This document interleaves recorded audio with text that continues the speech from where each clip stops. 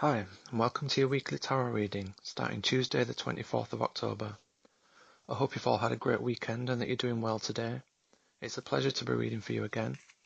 I'm using the Tarot of Inspiration, released in 2014 by Berenica.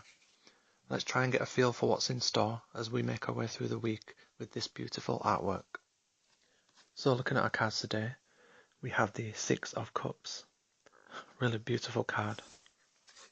Next we have the Ten of Cups.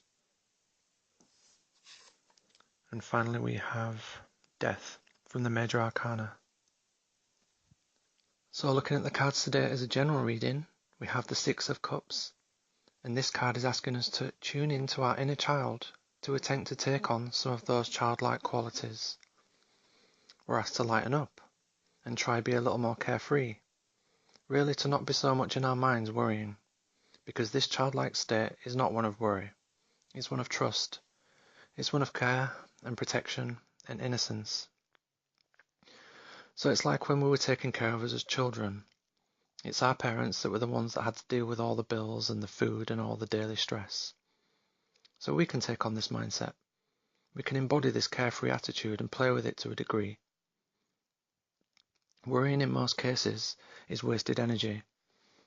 Usually we can't change that what we're worrying about, and it's that unease or lack of control that's really the core of what we're looking to alleviate this week with the Six of Cups.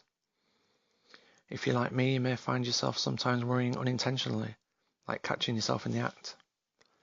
This card asks that you accept and embody this state of innocence and trust that which is deep within you. So if you do start to worry, all you really need to do is give yourself a few kind words of comfort like you would a child and trust that you will indeed be taken care of. If we happen to be interacting with people at home or at work this week, we could really look to make someone's day just like the image there. With a small gesture of kindness or a compliment, we could make someone laugh, or maybe we could encourage someone who's having difficulty. This card gives us the ability to be light. It gives us the strength to be willing to give of ourselves freely so that we can really spread happiness and joy in the world. Even if it's just one person, a small gesture of kindness will completely brighten someone's day and thus energize our own spirit, because as we give, so shall we receive. With the Ten of Cups here, family is really coming into the forefront. We could look to bring some of those childlike qualities with us from the previous card and really utilize it to its fullest potential. When we get this card in a reading, it's depicting that you may already have enough happiness within you so that you can freely overflow like a full cup and share that happiness with those around you. Your emotional collections are blessed this week, truly. And if you can't see that through the filter you're currently looking through in your mind, then tune into that childlike innocence and see them as you would a most dearest possession. The 10 really reminds us to be grateful for all the love, support and happiness that we have in our lives, and it drives us to interact with others accordingly.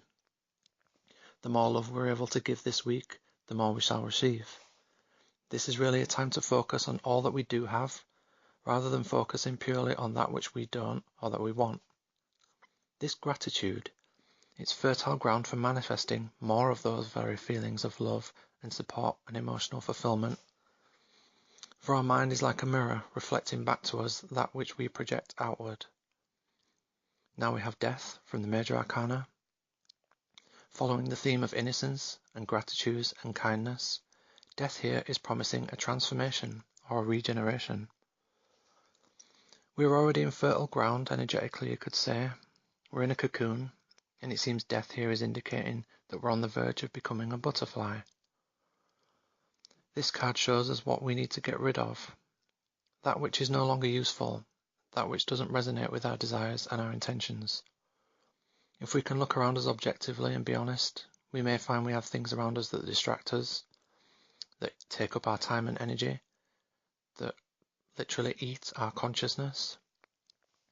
We may have things that sadden us, or people in our lives that constantly fail us, or make us depressed or anxious. This really feels like a great time for a fresh start, both emotionally through the Six of Cups, where we can strip away worry and anxiety, and through our family and home in the 10, whereby we can appreciate and reconnect with our loved one and friends.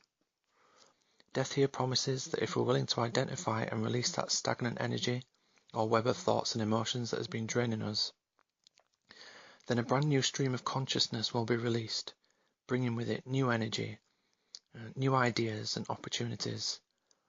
Again, the message is repeated with the Death card that we need to let go and trust in the universe, for it is our origin, it's your everything, and its abundance is always available. All we have to do is tune in and live our life from a state of gratitude. Thank you for being here today. I wish you the very best for this week, and I pray you can tune into and embody some of those inner childlike qualities. Try and give yourself a break from the stresses and worries that tend to flow at us this week. And if you haven't already, please can you press like below to show your support. I'll see you again next for your weekend tarot as always. It's been an honour reading for you again, and I hope you have a great day.